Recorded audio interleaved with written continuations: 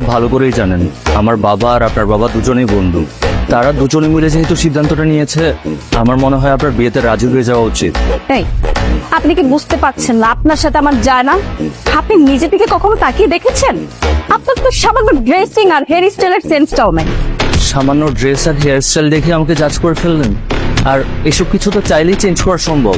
তাহলে করেননি কেন? আমি আসলে এইভাবে থাকতেই কমফোর্টেবল।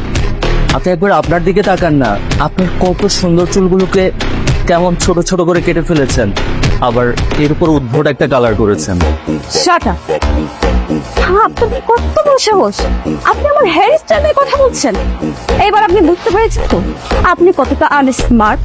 হ্যাঁ, আপনার সাথে সারা জীবন কেন 1 ঘন্টা কাটানোটা না আমার পক্ষে পসিবল। চত্ব সব খেত। এই, কি প্রবলেম আপনার? কিসের প্রবলেম? আমার তো কোনো প্রবলেম নেই। কোনো প্রবলেম না থাকলে রাতের বেলা আমাকে কল দিয়ে কেন জ্বালাচ্ছিলেন? আমি আপনাকে কল দিয়েছি তাই আপনি বিরক্ত হয়েছেন? তা নয়তো কি করবো? খুশিতে নাচবো, লাফাবো? এত রাতে